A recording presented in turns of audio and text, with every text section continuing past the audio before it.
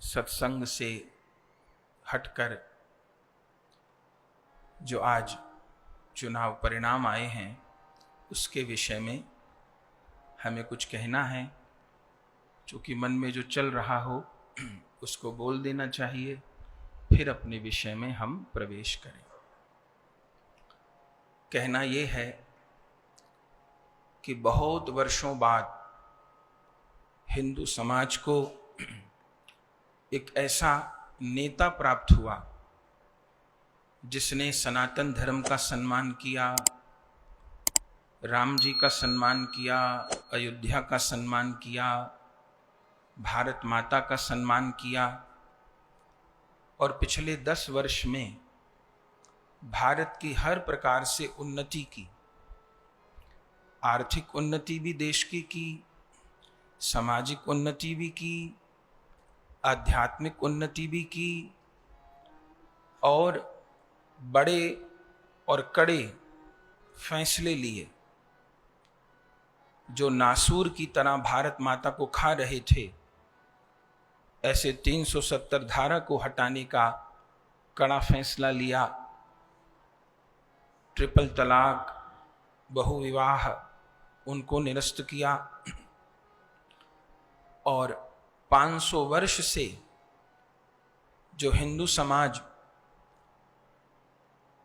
एक पीड़ा को भोग रहा था, श्री अयोध्या में राम मंदिर की स्थापना हुई, निर्माण हुआ, वह भूमि हिंदुओं को प्राप्त हुई।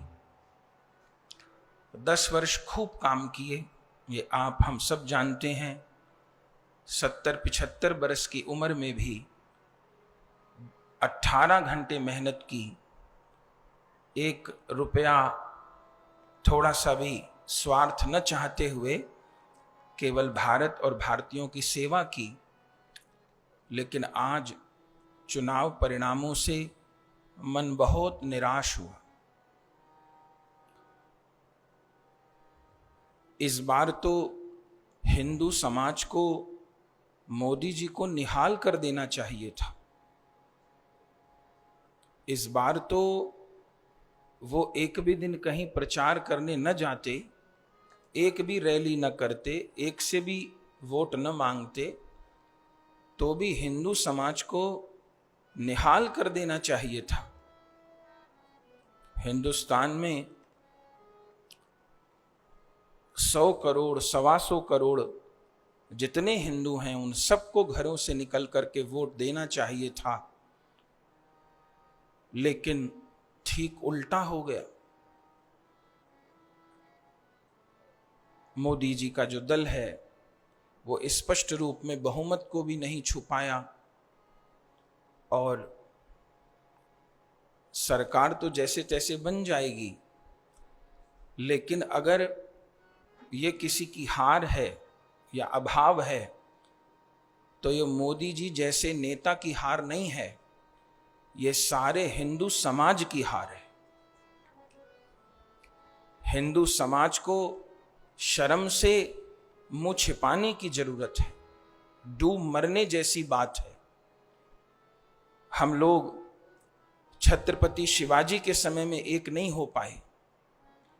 न तो छत्रपति शिवाजी इस भारत भूमि को हिंदू राष्ट्र बना देते, हम लोग महाराणा प्रताप के समय में एक नहीं हो पाए, बिखर गए। न तो महाराणा प्रताप मुगलों का नाम निशान खत्म कर देते, हम लोग वल्लभ भाई पटेल के समय में भी एकजुट नहीं हो पाए। अब इतने वर्षों बाद जिसने सनातन धर्म की ध्वजा को पूरे विश्व में लहराया हो, भारत माता का नाम पूरे संसार में ऊंचा किया हो, हिंदू लोग इतनी उपेक्षा करें उसकी, ये बड़ी लज्जा की बात है। हम अपने हृदय की पीड़ा को नहीं रोक पाए, इसलिए इस बात को बोल रहे हैं। क्योंकि संतों ने, गुरु लोगों ने जो आसन हमको दिया है, यह स्थान एक दर्पण के जैसा है। हम लोग समाज के बीच रहते हैं, समाज की रोटी खाते हैं, तो किसी को अच्छा लगे या बुरा लगे, उचित बात कहना हम लोगों का धर्म है। हमारे कहने से क्या होगा क्या नहीं होगा ये भी मतलब नहीं है, पर हम बिना कहे नहीं रहेंगे। यदि नहीं कहते तो हमको पाप लगेगा, क्योंकि राष्ट्र प्रभु से अलग नहीं है। हम लोग राष्ट्रद्रोही नहीं हैं, हम लोग राष्ट्र भक्त हैं। हम लोग राष्ट्र को भारत माता के रूप में देखते हैं। तो एक ऐसा नेता जिसने इतनी भारत माता की सेवा की और हिंदू समाज ने ऐसा छल किया, ऐसा धोखा दिया उस नेता को। जो लोग विधर्मी हैं, मुस्लिम लोगों ने 100% वोट दिया और मुस्लिम लोगों ने 100% वोट विधर्मियों को दिया। आप सब जानते हैं सारे विधर्मी एक हो गए, जिसको विपक्ष कहते हैं। सारे विधर्मी एक हो गए और उन विधर्मियों को पूरे मुस्लिम समाज ने एकजुट होकर वोट दिया। पर विडंबना, दुर्भाग्य, धोखा, छल ये है कि हिंदू समाज एकजुट नहीं हो पाया। वोट ही देने लोग नहीं गए। मुस्लिम समाज की जो वोट देने की गणना है वो 90 से 95% है। 100 में से 95 मुस्लिमों ने वोट दिया और हिंदू 100 में से 50 लोगों ने वोट दिया। 50 लोग तो घर में पांव फैला के बैठे रहे, एसी की हवा में, कूलर की हवा में। कौन जाए गर्मी में वोट देने? टीवी देखते रहे, राजनीति की बड़ी बड़ी बातें करते रहे, अपने बच्चों की प्लानिंग करते रहे, मौज मस्ती करते रहे, वोट देने नहीं गए। इससे बड़ी लज्जा की बात हिंदू समाज के लिए नहीं हो सकती। हमको सोचना है, क्या हमको दोबारा गुलाम होना है? इतने साल बाद ऐसा नेता मिला जिसने सनातन धर्म की ध्वजा को फहराया, हमको फिर गुलाम होना है? हमें उन लोगों का राज आने देना है जो कि तुष्टीकरण वाले लोग हैं, जो कि मुस्लिम परस्त लोग हैं? ये बात केवल हम यहां बैठे लोगों को नहीं कह रहे, चैनल के माध्यम से ये संदेश जाने कहां कहां तक जाएगा।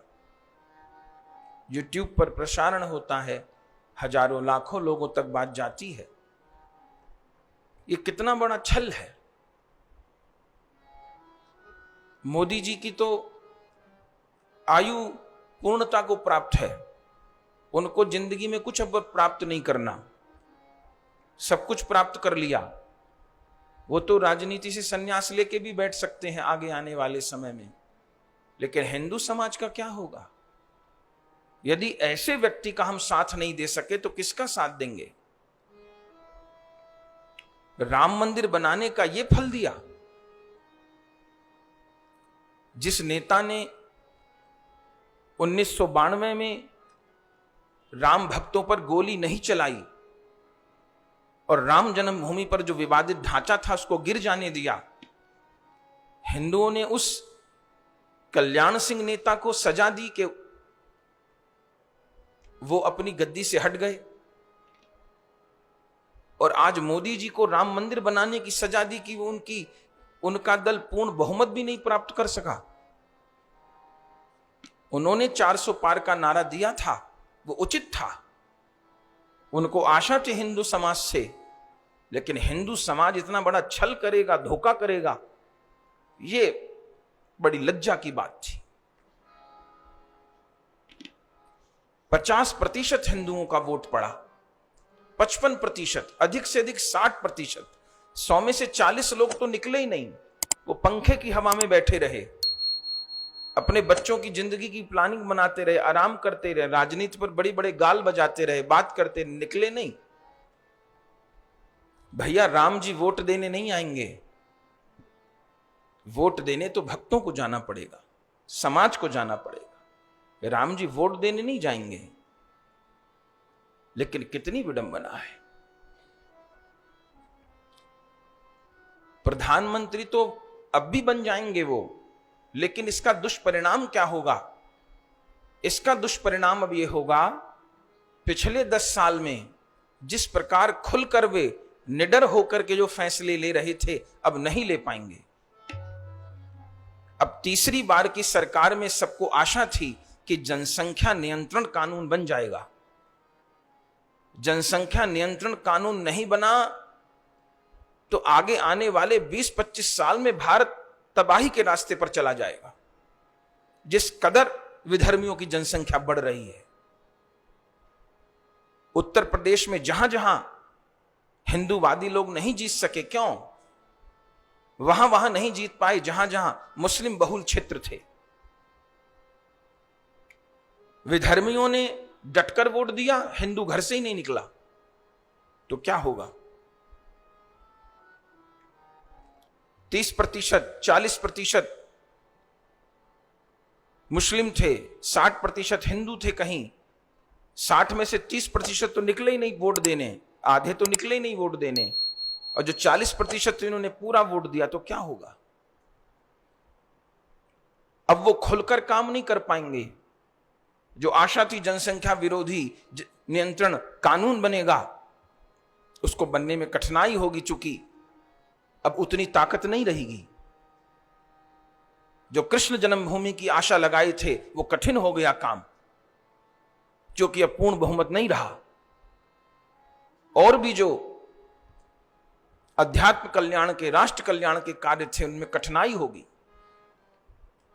जैसे किसी धर्मात्मा के पास अगर धन की तंगी हो तो वो धर्म कार्य पूरी तरह नहीं कर पाएगा, सोचना पड़ेगा, क्योंकि पैसा नहीं है।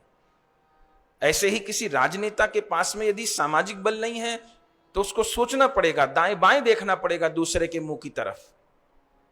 जो सहयोगी दल है वह सरकार को अपनी उंगली पर नचाने का प्रयास करेंगे। ये एक बड़े हिंदू समाज के लिए दुर्भाग्य की बात है। हम लोग अभी भी एकजुट नहीं हो पाए तो कब होंगे?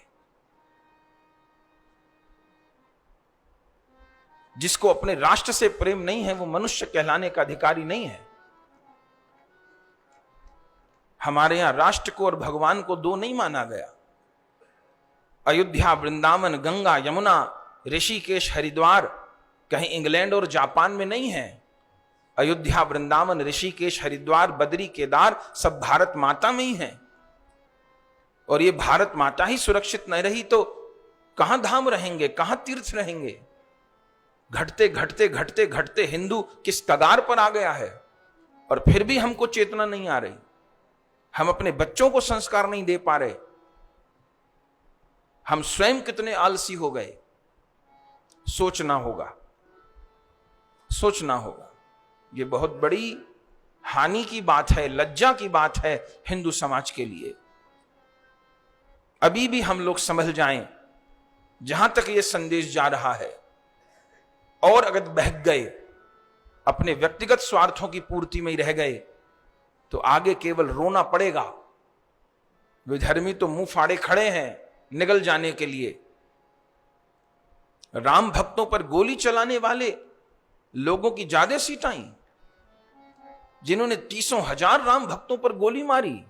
अयोध्या के कुएं भर गए राम भक्तों से, सरयू का जल लाल हो गया राम भक्तों के खून से, उनको वोट दे दिए,